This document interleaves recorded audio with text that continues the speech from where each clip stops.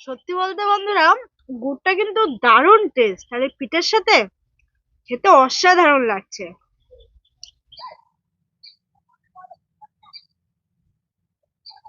এই দেখুন বন্ধুরা, কত সুন্দর পিঠেটা হয়েছে। প্রথমবারের পিঠেটা কিন্তু দারুণ হয়েছে। এই দেখুন। নমস্কার বন্ধুরা, জবা ভিলেজ কুকিং চ্যানেলে আপনাদের সকলকে অনেক অনেক স্বাগত জানাই। বন্ধুরা, আমি কিন্তু এই শীতে অনেক রকমের পিঠে বানিয়ে আপনাদেরকে দেখিয়েছি। আজকে আরো এক রকমের পিঠে নিয়ে চলে এসেছি। সম্পূর্ণ গ্রাম্য পদ্ধতিতে মাটির তাওয়াতে বানিয়ে দেখাবো চিতই পিঠে। এই পিঠেটা কিন্তু সবাই অনেক রকম ভাবেই বানায়, তো আমিও আজকে বানিয়ে দেখাবো। আপনারা দেখতে থাকুন, আপনাদের অনেক ভালো লাগবে। এখানে নিয়েছি চালের গুঁড়ো, হাফ নারকেল কোরানো, স্বাদ মতো লবণ, আর নিয়েছি অল্প একটু সাদা তেল, আর একটা ব্রাশ নিয়ে নিয়েছি কলা গাছের ডাঁটি। আর পিঠেটা দিয়ে খাওয়ার জন্য নিয়ে নিয়েছি খেজুরের গুড়। আর এই খেজুরের গুড়টা কিন্তু অরিজিনাল, আমাদের এখানে একজন বানায়, তো সেখান থেকে আপনাদের দাদা সকালবেলা গিয়ে কিনে এনেছে। তাহলে চলুন রেসিপিটি শুরু করি।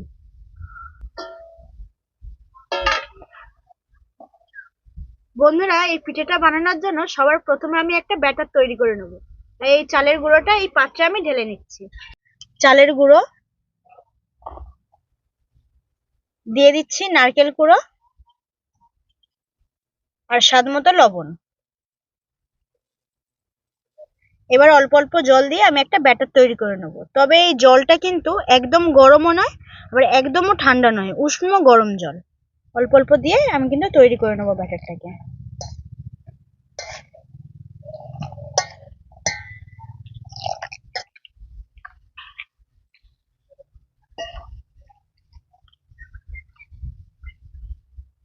বন্ধুরা, এই ব্যাটারটাকে আপনারা যখন বানাবেন খুব ভালো করে ফেটিয়ে নেবেন, তাতে কিন্তু পিঠেটা খুব ভালো ফুলবে।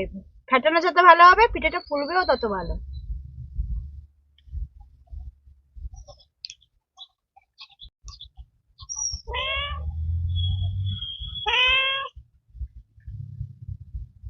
বন্ধুরা, বেশ অনেকক্ষণ ধরেই কিন্তু আমি এই ব্যাটারটাকে ফেটিয়ে নিয়েছি।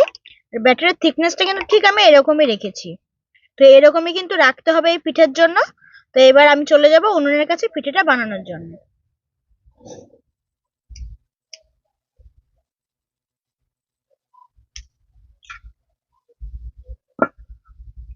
এবার তাওয়াটাকে খুব ভালো করে গরম করে নেব।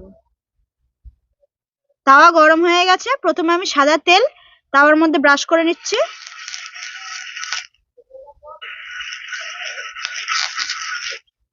এবার ব্যাটারটাকে আবার একটু ফেটিয়ে 1.5 চামচ মতো আমি তাওয়াতে দিয়ে দেবো।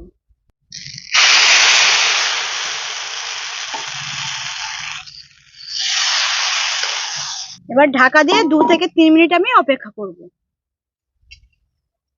2 মিনিট হয়ে গেছে, এবার আমি ঢাকাটাকে খুলে নিচ্ছি।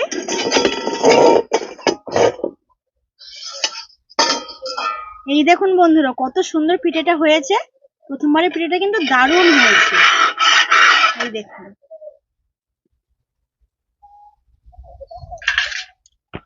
বন্ধুরা, পেছনটা দেখুন, একটুও কিন্তু পড়েনি। এই দেখুন, হালকা শুধু জাস্ট একটু লাল লাল হয়েছে, ব্যাস। পিঠেটা কিন্তু দারুণ হয়েছে। গরম আছে কিন্তু এখন, বেশ নরম হয়েছে কিন্তু। এই দেখুন।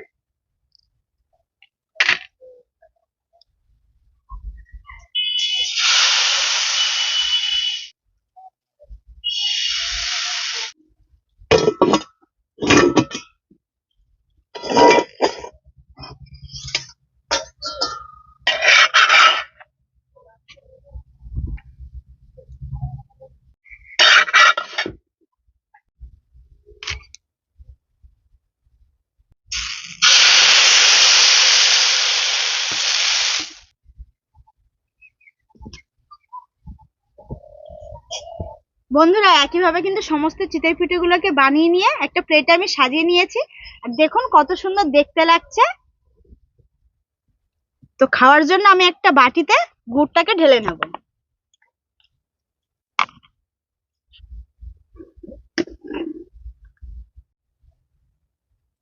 বন্ধুরা, গুড়টা কিন্তু একদম খাঁটি।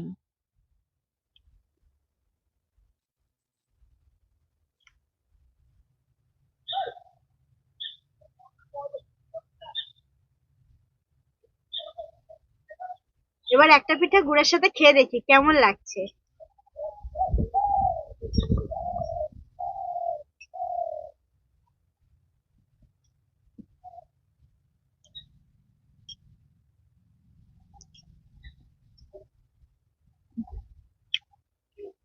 হুম, গুড়ের সাথে কিন্তু খেতে দারুণ লাগছে,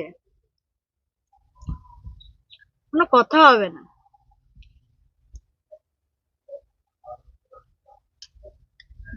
হুম, সত্যি বলতে বন্ধুরা, গুড়টা কিন্তু দারুণ টেস্ট, আর এই পিঠের সাথে খেতে অসাধারণ লাগছে।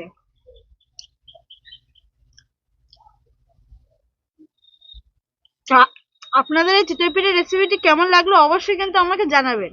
আর এই শীতে একবার হলেও বাড়িতে কিন্তু বানাবেন এরকম গরম গরম পিঠে আর এরকম গুড়, আর কিন্তু কিচ্ছু লাগবে না। আর ভিডিওটা ভালো লাগলে একটা লাইক কমেন্ট শেয়ার করে দেবেন। দেখা হচ্ছে পরে কোনো নতুন রেসিপি নিয়ে।